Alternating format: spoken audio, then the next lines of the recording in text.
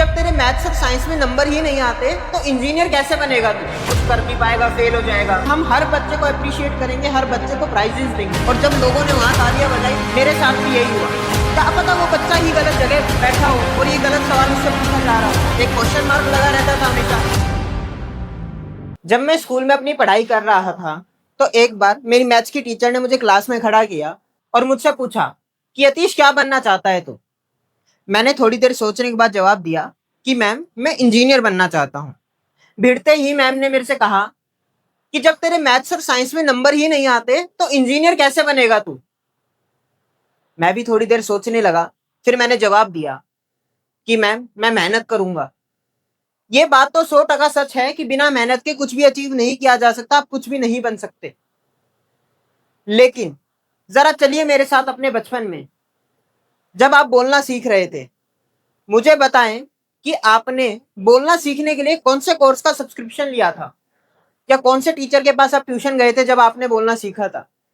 ऐसी कौन सी मेहनत आपने करी कि इतनी सारी लैंग्वेजेस में आपने हिंदी को चुना या इंग्लिश को चुना। इतनी सारी लैंग्वेजेस हैं, अगर उससे पहले ऐसा कोई क्राइटेरिया सेट किया जाता और हमें ये बात बोल दी जाती कि तू हिंदी नहीं बोल सकता और हमें बोलना सिखाया ही नहीं जाता, तो क्या हम बोल पाते? जवाब है नहीं। अगर पहले ही हमारे ऊपर से ये भरोसा हटा दिया जाता कि हम नहीं बनेंगे, या हर कोई हमें यही बोल देता। अब देखिए, मान लेते कोई बच्चा क्लास में पढ़ रहा है, उसके मैथ्स में नंबर नहीं आ रहे। अब वो घर पे भी यही बातें सुन रहा है अपने मम्मी पापा से कि तू मैथ्स नहीं पढ़ रहा, टीचर भी यही कह रहा है कि तू मैथ्स नहीं पढ़ रहा, तेरे नंबर नहीं आ रहे, कुछ कर नहीं पाएगा, फेल हो जाएगा। हर कोई उसको डराया जा रहा है, उसको कोई ऑप्शन नहीं मिल रहा है। हर जगह वो परेशान है, बस सुनने को मिल रहा है उसको। अब ये बच्चा बीच में कहीं अटक गया है, अब उसको ना तो आगे जाने का रास्ता पता है, ना वो पीछे जा पा रहा है। और ऐसे बहुत सारे बच्चे हैं जो एग्जाम में अच्छे मार्क्स नहीं ला रहे हैं। अब आप उनको क्लास में खड़ा करके पूछो कि क्या बनना चाहता है, वो बोल तो देगा कि मुझे इंजीनियर बनना है, बोल तो देगा मुझे डॉक्टर बनना है। आप फिर कहोगे कि मार्क्स आते नहीं, कैसे बन जाएगा डॉक्टर? बिल्कुल सच बात है। अगर आप एक अच्छे कॉलेज में नहीं जा पाए तो बड़ा मुश्किल है डॉक्टर बनना या इंजीनियर बनना। लेकिन बहुत सारे करियर ऑप्शंस हैं। क्या पता वो बच्चा ही गलत जगह बैठा हो और ये गलत सवाल उससे पूछा जा रहा हो।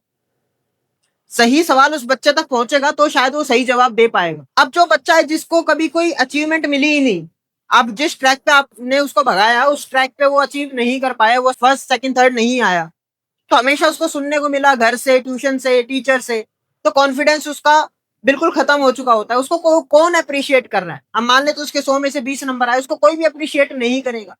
और बिना अप्रिसिएशन के उसके पास मोटिवेशन कैसे आएगा कि वो आगे बढ़े अपनी लाइफ में? मेरे साथ भी यही हुआ। जब मैं एकेडमिक्स में अच्छा नहीं था, मेरी 12th में 85% आई। उसके बाद जेई मेंस मेरे से क्वालिफाई हुआ, लेकिन जेई एडवांस में मैं क्लियर नहीं कर पाया। मेंस में भी इतनी अच्छी रैंक नहीं थी कि मेरे को एनआईटीज मिलती, तो एक नॉर्मल सा गवर्नमेंट कॉलेज में एडमिशन लिया। अब कहने को तो मेरे को भी ये बात कही जा सकती थी, क्या इंजीनियर बनेगा, क्या डॉक्टर बनेगा, क्या फ्यूचर है, और मेरे को भी सब कुछ धुंधला ही दिखाई देता था। एक क्वेश्चन मार्क लगा रहता था हमेशा कि क्या करूंगा आगे जाके। लेकिन जब मैंने सही चीजों को समझा और मैंने अलग अलग चीजें ट्राई करनी स्टार्ट करी, तो मुझे वहां पे मेरा स्किल सेट मिला, या कह सकते हैं मुझे मेरा पैशन मिला कि I can be a good public speaker. मैं बच्चों से बात कर सकता हूँ, या लोगों से मैं बात करने में अच्छा हूँ बाकी बच्चों के कंपैरिजन में, इसमें मैं अचीव कर सकता हूँ। और जब मैंने एक बार, सबसे पहली बार अपने आप को थोड़ा सा मोटिवेट करके स्टेज पर लेकर गया और मैंने कुछ बोला, और जब लोगों ने वहां तालियां बजाई और मुझे वो अप्रिसिएशन मिला, वो एक छोटा सा अप्रिसिएशन मेरे लिए फ्यूल का काम कर गया आगे की जर्नी के लिए। उसके बाद मैंने पीछे मुड़ के नहीं देखा, और आज मैं आपके सामने बात कर रहा हूँ। मैं डॉट इंस्टीट्यूट में एज अ काउंसलर वर्क कर रहा हूँ। काफी सारे बच्चों की काउंसलिंग करता हूँ, काफी पेरेंट्स से मिलता हूँ। ये इसलिए पॉसिबल हो पाया कि मेरे को मेरी डायरेक्शन मिली। अगर मैं भी इन सवालों के बीच अटक जाता कि इंजीनियर नहीं बन पाया, ये नंबर नहीं आए, तो शायद मेरा करियर बिल्कुल खत्म हो चुका होता। और ऐसे बहुत बच्चों का करियर आसपास खत्म होते हुए देख रहा हूं मैं। हमें बच्चों को अप्रिशिएट करने की जरूरत है। आप उसको अप्रिशिएट करोगे तो वो आगे अपनी जर्नी को देखेगा, वो आगे उसको लेके जाएगा। हमने अभी एक एग्जाम डिजाइन करा है, डॉट टैलेंट सर्च एग्जाम। इस एग्जाम में विदाउट एनी क्राइटेरिया हमने एक बात फिक्स की है कि हम हर बच्चे को अप्रिशिएट करेंगे, हर बच्चे को प्राइजेस देंगे। इसलिए नहीं कि उस बच्चे ने मतलब टेस्ट में बहुत अच्छे नंबर लेकर आया है, या उसने कुछ ओवर अचीव कर दिया है। इसलिए कि उसने एक स्टेप लिया है अपने आप को टेस्ट करने के लिए। हो सकता है एग्जाम में अच्छे नंबर ना आए, लेकिन कहीं तो कुछ अच्छा कर सकता है ना। इस बात के लिए हम उसको अप्रिशिएट कर रहे हैं कि he is a risk taker.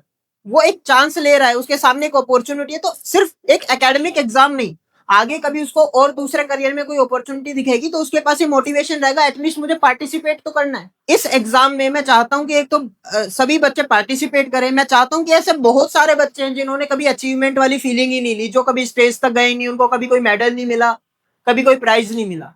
एक छोटा सा मोटिवेशन जैसे मेरी लाइफ में मुझे बहुत आगे ले गया, ऐसे बहुत सारे बच्चों को आगे लेकर जा सकते। तो इस वीडियो के थ्रू मैं आपको यही समझाना चाहता हूं कि irrespective of your performance in any particular stream, आप मोटिवेट कीजिए कि आप कुछ बेटर ही करेंगे आगे जाके। कोई बच्चा अभी एकेडमिकली वीक है, उसको भी मोटिवेट कीजिए। उसको ये मत बोलिए तू कुछ नहीं कर सकता, क्वेश्चन मार्क मत दीजिए, उसको मोटिवेट कीजिए। वरना क्वेश्चन मार्क अगर आपने लगा दिया तो वो हटने में बहुत टाइम लग जाएगा। Thank you.